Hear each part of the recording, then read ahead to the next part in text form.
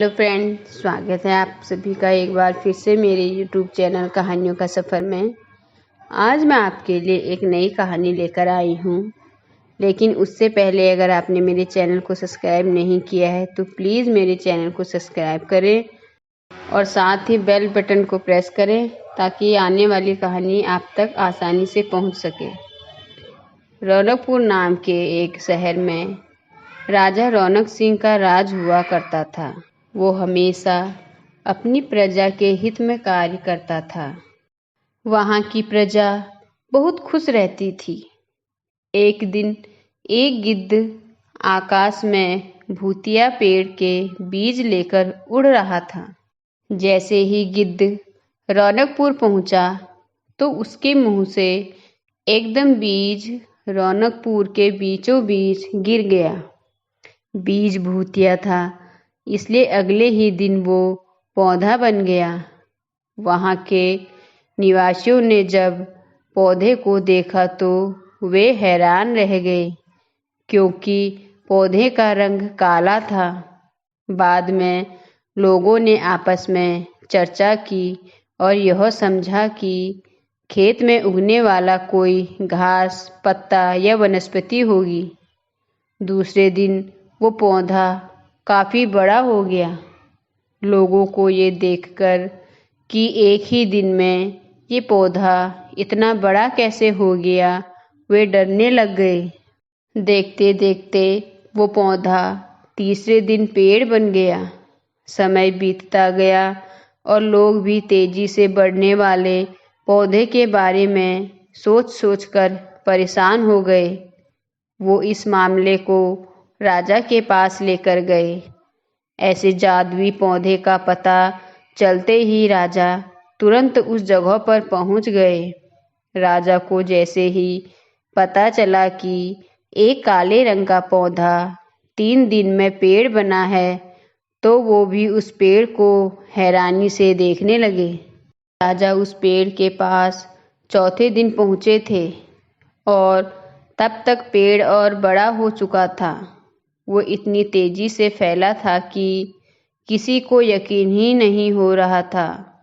राजा समझ गए थे कि इसका रंग काला है, इसमें जरूर कुछ जादू टोना होगा। इसी सोच के साथ राजा ने घोषणा कर दी कि जो भी इस पेड़ को ख़त्म करेगा उसे वो इनाम के तौर पर 1000 सोने के सिक्के देंगे। यही नहीं, राजा ने यहाँ तक कहा कि पेड़ को ख़त्म करने वाला व्यक्ति मेरी मृत्यु के बाद मेरी राजगद्दी पाने का हकदार भी बनेगा।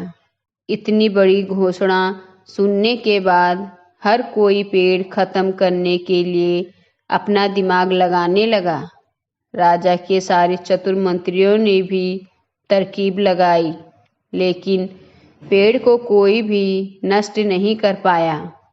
किसी ने पेड़ के आसपास आग लगवाई तो एक मंत्री ने उस भूतिया पेड़ को हाथियों तक से खिंचवाया, लेकिन पेड़ को कुछ भी नहीं हुआ। अब लोगों के मन में डर बैठ गया और उन्हें लगा कि पक्का यह ऐसा वैसा नहीं बल्कि भूतिया पेड़ है।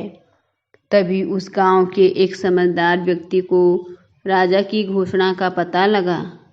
जानकारी मिलते ही वह अपने गुरु के पास भूतिया पेड़ से जुड़े रहस्य को जानने के लिए पहुंच गया। गुरुजी ने अपनी ध्यान की शक्ति को एकत्रित करके देखा और उससे पूछा, क्या तुम पेड़ को ख़त्म करना चाहते हो? समझदार व्यक्ति ने जवाब दिया, हाँ गुरुजी, सब उससे परेशान हैं। गुरुजी ने बताया कि उसे ख़त्म करने का एक ही तरीका है। इसके लिए तुम्हें उस पेड़ के आसपास नमक डालना होगा। इस तरकीब के बारे में जानते ही वो व्यक्ति तेजी से राजा के पास गया और कहा कि इस पेड़ के आसपास आपको नमक डलवाना होगा। ऐसा करने पर ही यह पेड़ ख़त्म होगा। राजा ने अपने सैनिकों को ठीक ऐसा ही करने को कहा। उसके बाद वह पेड़ गलकर गायब ही हो गया। उस व्यक्ति की तरकीब काम कर गई और राजा ने खुश होकर उसे इनाम की 1000 सोने की मोहर दी।